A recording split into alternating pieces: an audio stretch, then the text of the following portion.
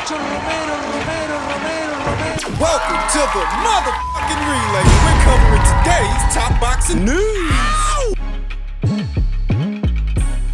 Shields versus Perkins for what was the inaugural Women's Undisputed Championship. Let's talk about the fight. This got rough in spots for Clarissa because it's not the norm. It's not often that she's in there with someone that's taller than she is and longer than she is. I can only count 3 times in 16 professional bouts I've seen that happen. With Savannah Marshall, with Christina Hammer, and yesterday with Danielle Perkins. Danielle's height, length, and movement, her athleticism, did make this a somewhat awkward assignment for Clarissa Shields, negotiating around those long arms and those long strides. Trying to negotiate the distance to get mid-range to inside and let go of combinations. It was awkward for Clarissa. Some rough patches, moments where Danielle actually manages to land a hard shot, a hard left hand. Fighting out of the southpaw stance, Danielle leading with her right in order to set up her left. I saw at least on 2 occasions Danielle landed some interesting left hands, straight left hands down the pipe, though still lacking the coordination and instincts that come with experience over time. Remember, Danielle only has 5 professional fights. Good raw materials and athleticism, though still lacking the ring savvy that a fighter amasses over time. Ring IQ. Clarissa Shields, still the noticeably faster fighter of the 2. Faster on her feet with faster hands, stringing together combinations. Still getting off good, meaty punches on Danielle Perkins, who wore the punches well, except in the 10th and final round, when Clarissa Shields comes over the top with a looping right, a counter right, that sends Danielle Perkins down. In what was a rough and tumble fight, rough and tumble affair, rough for Clarissa Shields.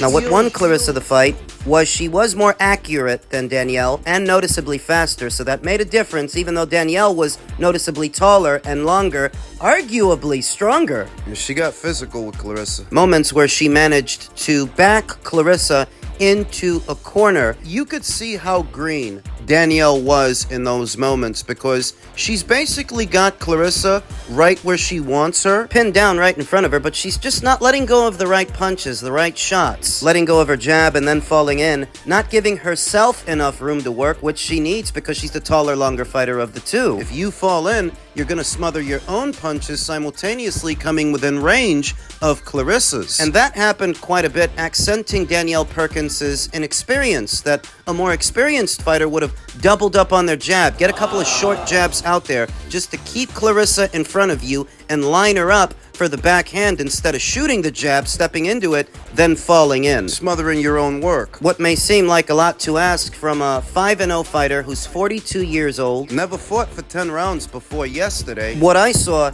is this could have been even more difficult had Danielle been more experienced, because physically, she was a handful for Clarissa, but Clarissa managed to secure the W by being the faster, more accurate fighter of the 2, and that knockdown in the 10th.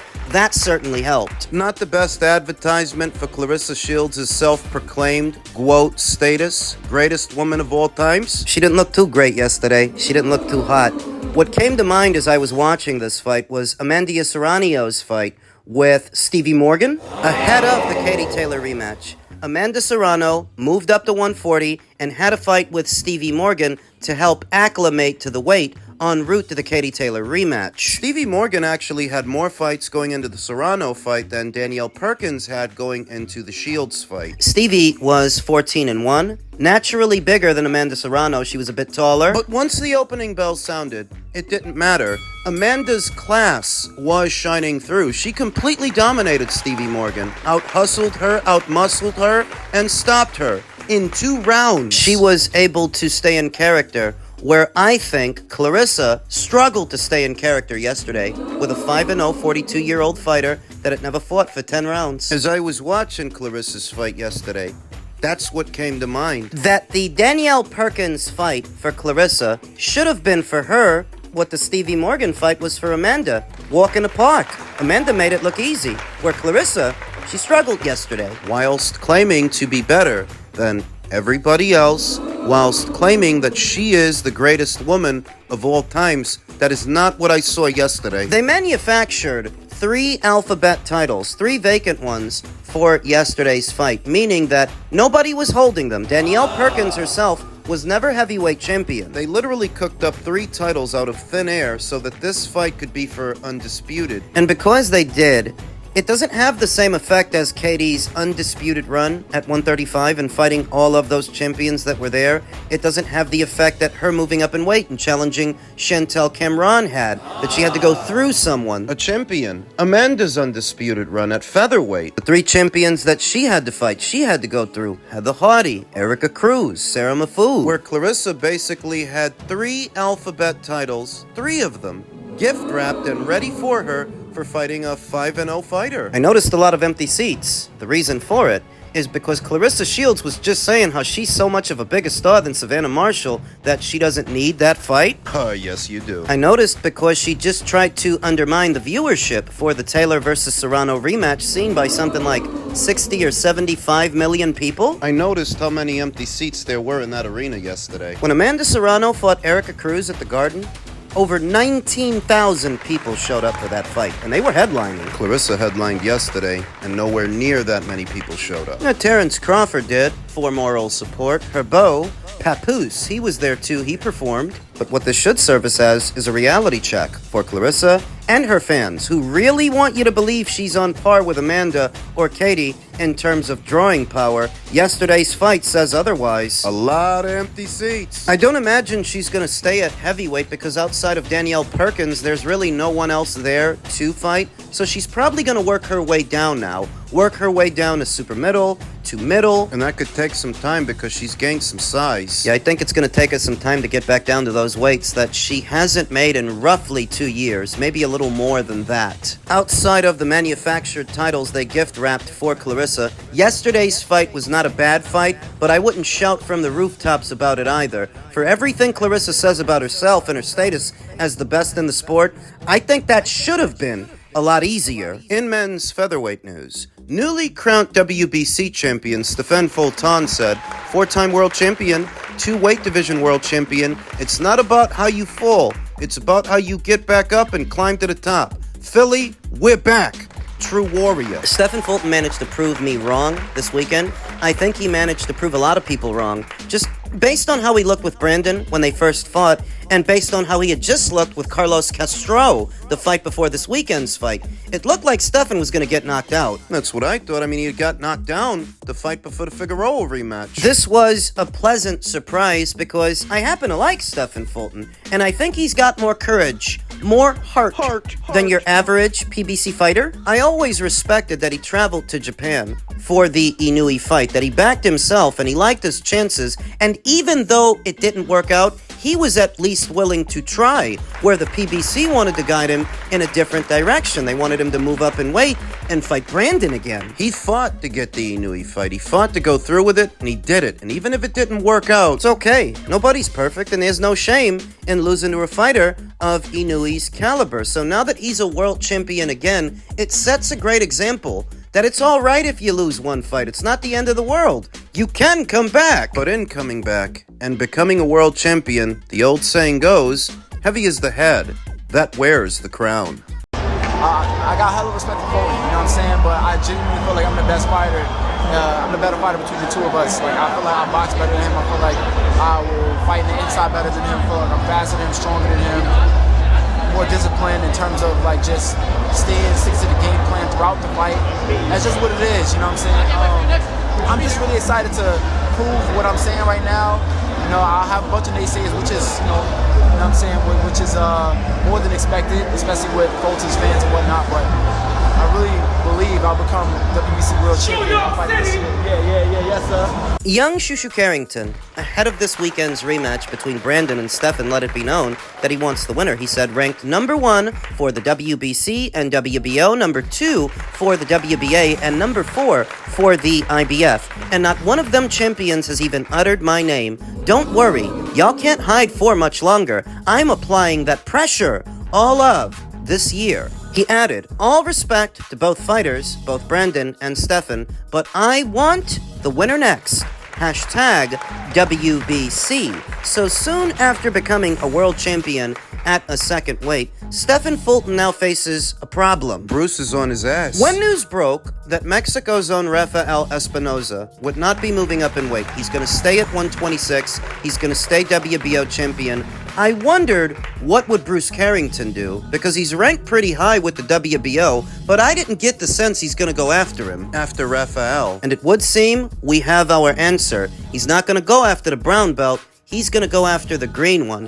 Bruce is set to make his next ring appearance on the undercard of Mayer versus Ryan. He's fighting Carlos Viva Crawford. I imagine that after that, he could be installed as Stephen Fulton's mandatory challenger because he's already ranked at number 1 with the World Boxing Council! I'm very high on Bruce Carrington. For some reason, some people aren't, but I love the way this kid fights. I like how he boxes, I like how he carries himself. I like his chances against Stephen Fulton, and I think that's a fantastic fight to make right here on U.S. soil. There are concerns being raised that most of the meaningful fights, the big ones, are being outsourced to Saudi. And a good number of them are, but this is one that you can do right here in America, right here on the East Coast at the Garden. Philly versus New York. What harkens back to the great battle of Beanie Siegel and Jada Kiss. Fulton versus Carrington. Stephen's got a tough decision to make, he does. He's stuck between a rock and a hard place. The only way you get out of fighting Shushu, and it's only momentarily,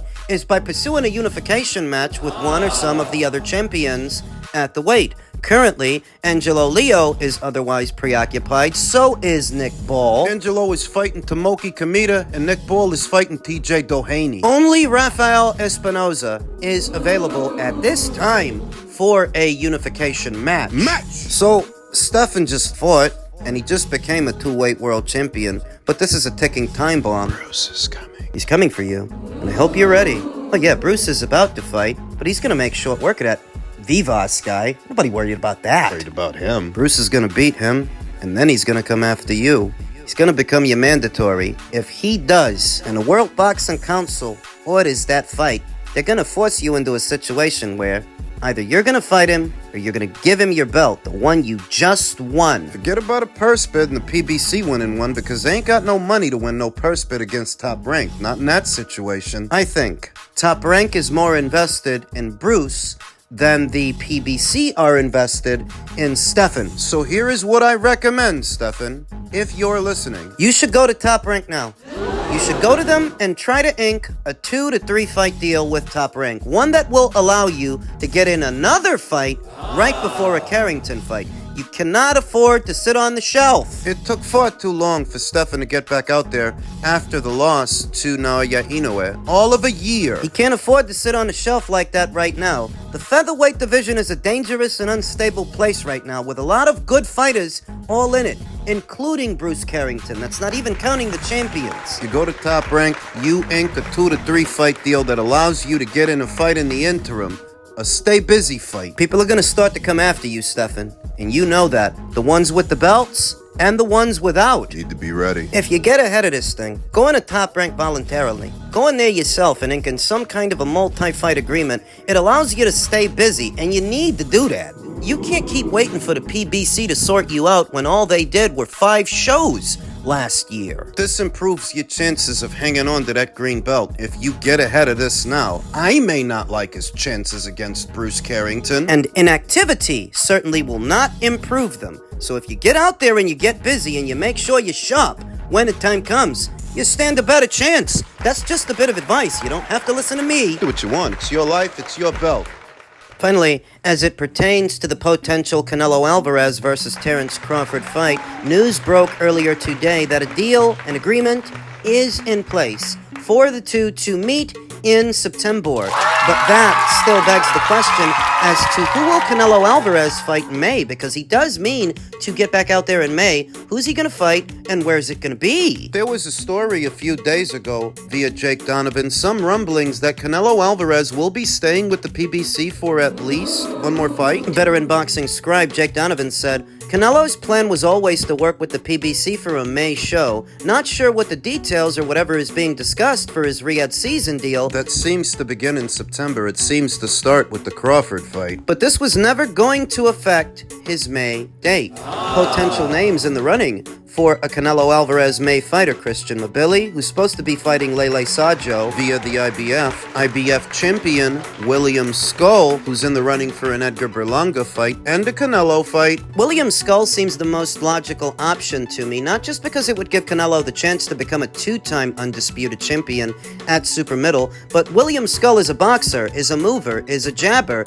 and that would be good preparation, a good prelude for a Crawford fight, since most feel that's what he's going to do. He's not going to sit in the pocket and sit down on his punches and trade with Canelo. He's going to use his height and length, what he has, to move and punch. So good preparation for that would be William. You get ready for Terrence with William. While William Skull is not the same caliber of fighter as Terrence Crawford, he is naturally bigger. So if you can pin him down, it will help you pin down Terrence, who's a naturally smaller and older fighter than both William Skull and Canelo Alvarez, and maybe that's the way that's going to go. Another unbeaten champion's scalp to add to Canelo's collection. If he does stay with the PBC for one more fight, just one more in May, we know that the official broadcast partner of Riyadh season shows is DAZN, meaning if this Riyadh season deal kicks off in September, there may be little to no involvement from the PBC. Why would there be?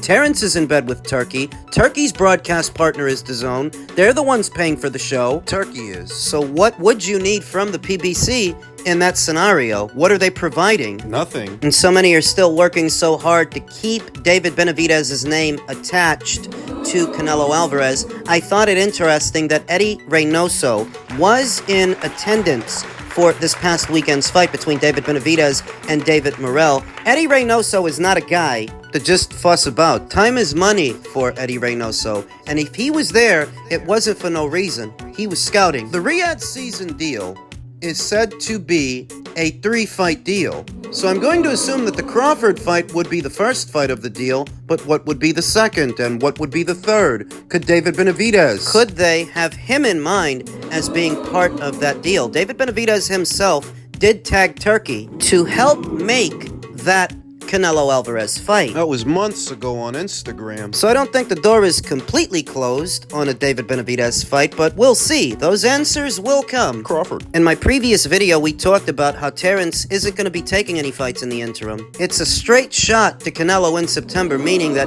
it will have been roughly a year's time from the Madrimov fight at 154 to the Canelo fight at 168. Ring rust and fighting at an even heavier weight. At 37 years old, I think Terrence Crawford is one of the best, if not the best fighter of this era, but he's either very brave or very stupid to do this.